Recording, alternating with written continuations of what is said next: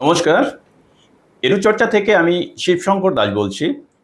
আমরা জানি গত ১৬ই আগস্ট রবিবার কৃষ্ণনগরের শিমুলতলা অরবিন্দনগর এমএসকেতে বিজেপি শিক্ষা সেলের অধীন এসএসকে ইউনিটের নদিয়া জেলার একটি কনভেনশন অনুষ্ঠিত হয়েছে।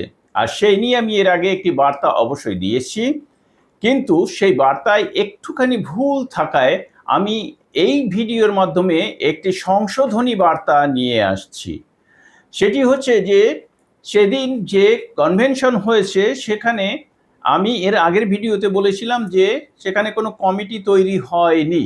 হ্যাঁ, কমিটি কোনো তৈরি হয়নি, কিন্তু যেহেতু আগামী সেপ্টেম্বর মাসে নদিয়া জেলার পূর্ণাঙ্গ সম্মেলন হবে, আর সেই সম্মেলনের জন্য কিন্তু একটি অবশ্যই কমিটি অ্যাডহক কমিটি তৈরি হয়েছে, সেই কথাটি কিন্তু আমার ভিডিওতে বাদ পড়ে গেছে।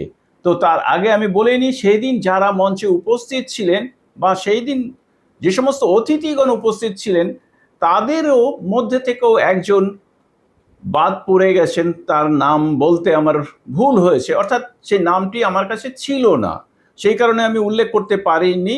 সংশোধনী হয়ে একটি নাম এসছে, আমি আবার পূর্ণাঙ্গ নামটি আপনাদের সামনে তুলে ধরছি। দেখুন, বিজেপি শিক্ষা সেলের অধীনে যে সমস্ত অতিথিগণ উপস্থিত ছিলেন সেদিন, তাতে কৃষ্ণনগর দক্ষিণের এমএলএ বা বিধায়ক মহাশয় সাধন ঘোষ, বিজেপি শিক্ষা সেলের থেকে হিমাদ্রি সিংহ রায়, অমিত চ্যাটার্জি, তন্ময় বিশ্বাস, আর উপস্থিত ছিলেন বিজেপি শিক্ষা সেলের রাজ্য কমিটির অন্যতম সদস্য মাননীয় বঙ্কিম মণ্ডল মহাশয়, এবং অবশ্যই এসএসকেএমএসকের রাজ্য কমিটির যে বিজেপি শিক্ষা সেলের এমএসকে ইউনিটের রাজ্য কমিটির যিনি সম্পাদিকা, সেই সবিতা ভৌমিক কোলা, তিনিও কিন্তু উপস্থিত ছিলেন। এছাড়া এই বঙ্কিম মণ্ডল মহাশয়ের উদ্যোগেই কিন্তু এই অ্যাডহক কমিটি একটি তৈরি করা হয়েছে।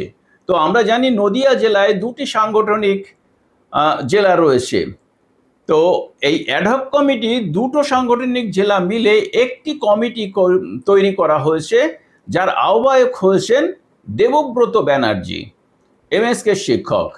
এই দেববাবুর সঙ্গে যারা সহযোগিতা করবেন তারা নদিয়া জেলার প্রতিটি ব্লক থেকে একজন এমএসকে শিক্ষক থাকবেন, একজন এসএসকে শিক্ষক বা শিক্ষিকা থাকবেন।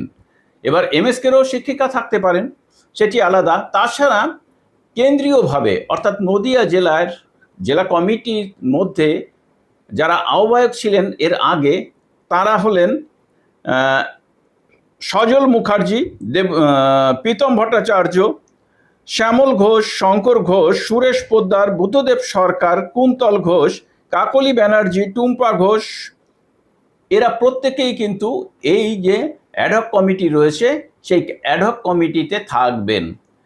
আগামী সেপ্টেম্বর মাসে পূর্ণাঙ্গ যে কমিটি তৈরি হবে সেক্ষেত্রে দুটো সাংগঠনিক জেলা থেকেই কিন্তু কমিটি তৈরি হবে। দুটো সাংগঠনিক জেলা থেকে দুটো কমিটি তৈরি হবে, কিন্তু সম্মেলন একই জায়গাতেই একই দিনেই হবে। দুটো সাংগঠনিক জেলার আলাদা আলাদা কোনো আহ্বায়ক রাখা হয়নি, একটি অ্যাডহক কমিটি তৈরি করে একজনকেই দায়িত্ব দেওয়া হয়েছে কনভেনার হিসেবে, তিনি দেবব্রত ব্যানার্জি। তো যাই হোক, পূর্ববর্তী ভিডিওর ত্রুটি সংশোধন করে আমি নতুন করে আপনাদের সামনে এই বার্তাটি তুলে ধরলাম। ভালো থাকবেন, সুস্থ থাকবেন।